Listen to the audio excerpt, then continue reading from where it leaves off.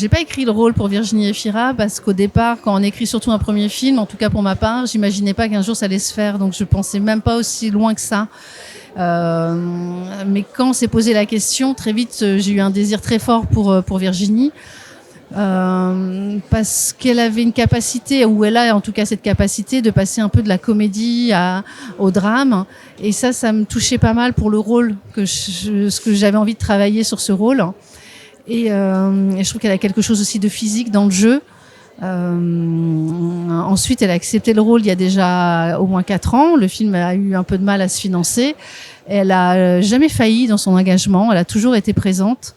Ce qui est aussi assez remarquable pour une comédienne montante de partir comme ça sur un premier film, forcément un peu plus hasardeux, forcément un peu moins financé. Donc je sentais aussi un engagement extrêmement fort qui fait plaisir aussi pour dans l'exigence qu'on va se donner sur le plateau. Non, mais pas ça. Mes meilleurs sentiments. Ah, qu'est-ce que tu veux mettre? Non, t'as des sentiments pour le juge, toi? Moi pas, hein. T'es dans les sales moments, là. Plus tu te débats, plus tu t'enfonces. Ta mère, elle s'en est toujours sortie. Je sais pas comment elle fait, mais à chaque fois... En fait, j'avais pas l'intention de me lancer dans ça, mais je rentrais du foot. Et il y a ma mère qui me dit, il y a un casting là, sur Casting des Hauts-de-France. Les photos, c'est tout toi, genre vraiment. Et elle me dit, est-ce que t'as envie de le faire? Et je dis, au début, j'hésite. Mais maintenant, je suis contente d'avoir dit oui parce que j'ai passé un premier casting où j'ai été pris. J'ai passé un deuxième où j'ai été pris. Puis après, le troisième casting, on n'était plus que 2. Du coup, je termine le premier casting avec le dernier casting avec le rôle. Donc, il y a David El Hakim qui me contacte un lundi soir pour me dire que j'avais le rôle. Donc, on fait ça, on se prépare, on fait plein d'entraînements à Paris et tout ça. Je rencontre Virginie à l'essayage.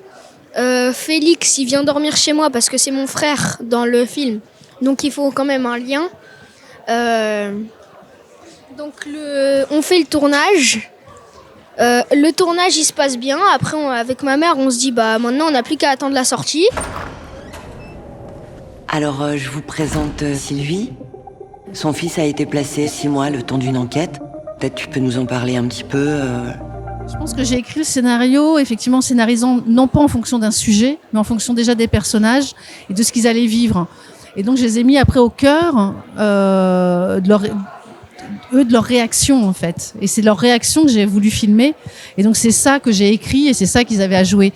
Donc, ce qui fait que pour moi, ça a échappé aussi au film de sujet et aussi peut-être au film social plus classique. Je sais pas ce que c'est un film social classique en même temps, mais peut-être est-ce qu'on pourrait attendre où le personnage est parfois dominé par le sujet. Là, il le subit, c'est clair, mais pour moi, il est surpuissant par rapport à ça.